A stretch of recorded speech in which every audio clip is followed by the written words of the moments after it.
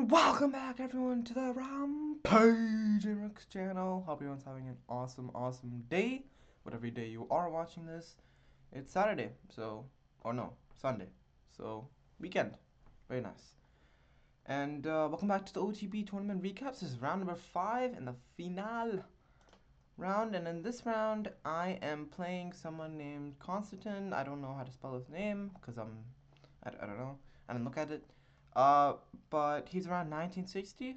And fun fact, I actually played him, I think, a year and a half ago, and it was a tournament where I lost 60 points. So it was I lost to him actually, cause I think it was because of some tactics. But you know, I was looking forward to this game.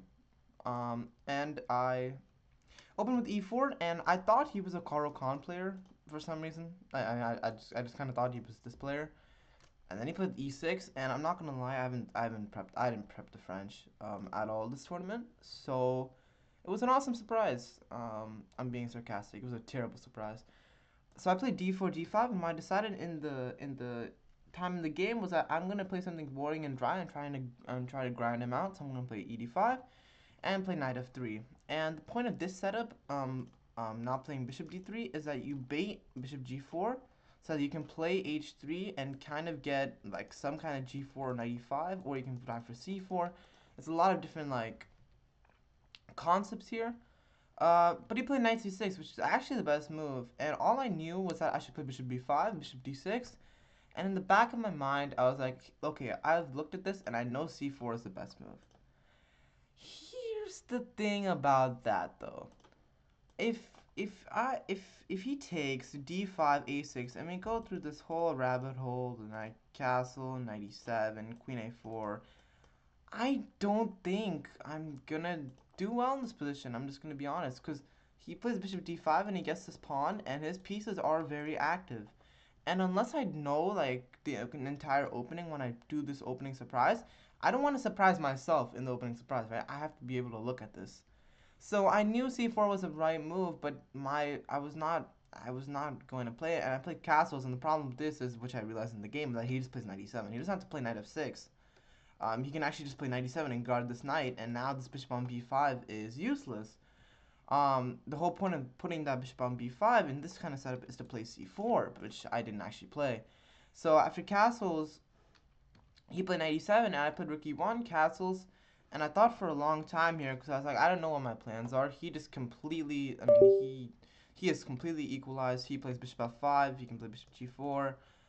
So I tried to set a trap here, and I played c3, and it's kind of like a deep trap. If he plays a6, which is what he did in the game, I played bishop d3, and if he played bishop g4 here, make sure to pause the video, and if you guys haven't seen this tactic, there will be an upcoming video on it. So pause the video, see if you guys can find the tactic.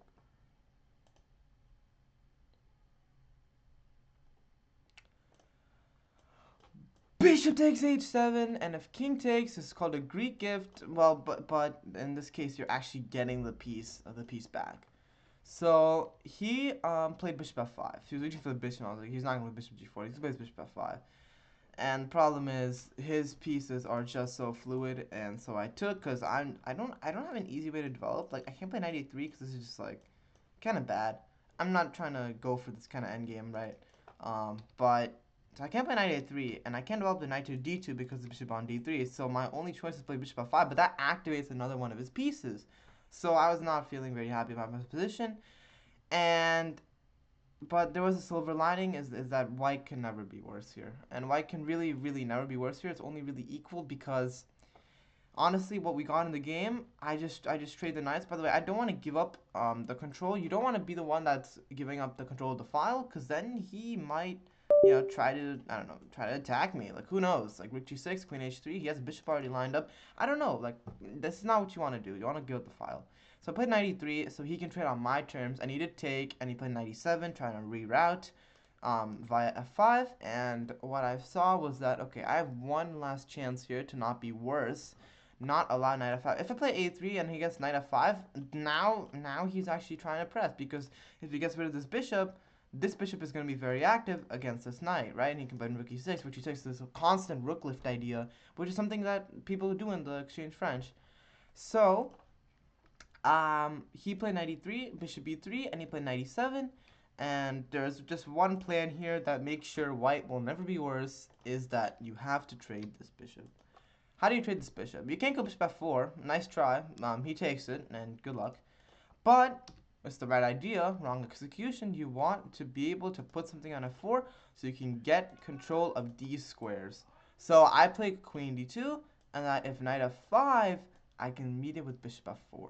And now I can trade these dark squared bishops, and after takes, he played rook e8, and I played g3, just so I can get a king left, and my knight guards the rook, so there are no like tactics here with this, because I can actually take with my knight. And he played rook takes e1, and he offered me a draw. And the thing is, I really wanted to go for the win, because I would be f4, f5, it would be an awesome tournament, but I cannot win this. Like, there are some positions that you just cannot win, because he just, for example, he just plays like queen e8, and then he goes to e4, he plays h5, h4, and if anyone's trying to press, it's him at the end of the day. And I took the draw. And it's gonna be a short recap this game to end it off. But it all comes back to this opening thing where I just didn't expect the French, and I wasn't confident in this d5 line. Maybe it's something I prepare for the future. I don't know. But that does conclude the OTB tournament recaps for this tournament. I end with 3.5 out of 5. It's a much better result from 2 out of 5. I played in 2020, the end of 2025. So if you guys have enjoyed these OTB recaps, please let me know in the comments. And if you want shorter recaps like this one, I can make it happen. Make sure to tune in and make sure to keep up with the channel. And until next time, we finish with 3.5 out of 5. I gain about 15 rating, which is a nice bump up. And I will see you guys next time. I Rampage and Rooks out.